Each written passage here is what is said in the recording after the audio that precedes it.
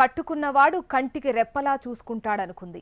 అండగా ఉంటుందని భావించిన అత్త చిత్రహింసలకు గురిచేసింది. అయితే ఆమె కన్న కలలన్నీ కన్నీరైపోయాయి. కన్న బిడ్డకు పాలివ్వకుండా అడ్డుకున్నారు. ఇంట్లో సీసీ కెమెరాలు ఏర్పాటు చేయించి కుటుంబ సభ్యులతో కూడా ఫోన్ మాట్లాడకుండా చేశాడో ఎన్ఆర్ఐ భర్త.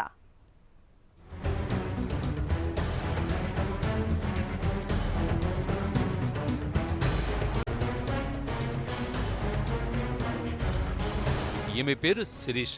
స్వస్థలం హైదరాబాద్లోని వనస్థలిపురం. రామంతపూర్కి చెందిన యాలాల కీర్తిసాయిరెడ్డి అమెరికా వర్జీనియాలో మెకానికల్ ఇంజనీర్గా పనిచేస్తున్నాడు. ఎన్ఆర్ఐ సంబంధం కావడంతో శిరీషను సాయిరెడ్డికిచ్చి పెళ్లి చేశారు.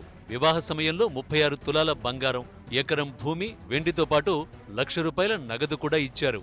పెళ్లైన 10 రోజులకే భర్తతో కలిసి వర్జీనియా వెళ్లిపోయింది శిరీష. అక్కడ వీరి కాపురం కొంతకాలం బాగానే సాగింది.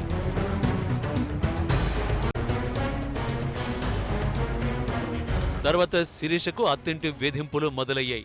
చిత్రహింసలకు గురిచేస్తూ శిరీషకు నరకం చూపింది ఆమె అత్త వనిత. అదనపు కట్నం కావాలంటూ వేధింపులకు గురిచేశారు. అక్కడితో ఆగకుండా కీర్తిసాయిరెడ్డితో శిరీషను ఇష్టమొచ్చినట్లు కొట్టించింది. బాబు పుట్టిన తర్వాత కూడా ఆమెకు అత్త వేధింపులు తగ్గలేదు.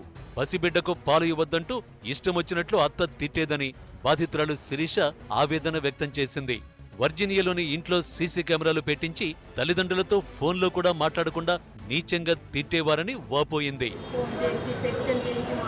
ఒక చిన్న ఇష్యూ కూడా మేమిద్దరం డిస్కస్ చేసుకునేది ఏమి ఉండదు. ప్రతిదీ తనే మాట్లాడడం, ఆమె తిట్టడం, అది చాలా నీచంగా తిడుతుండేది, బూతులు మాట్లాడుతుండేది.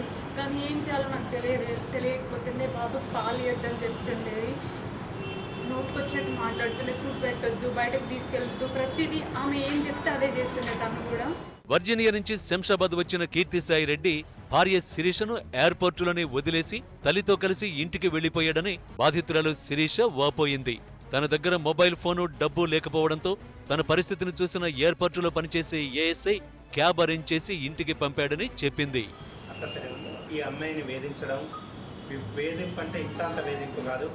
బాబు పుట్టిన తర్వాత ఆ బాబు పాలు ఈమె పట్టొద్దు, ఈ బాబు పాలు తల్లి పడితే తల్లికి బాబు అలవాటు అయిపోతుంది కాబట్టి ఈమెను పాలు కూడా చిన్న బాబును ఆమె పాలు కూడా తల్లి పాలు కూడా తాగలేకుండా అంత దుర్మార్గంగా ప్రవర్తించారు.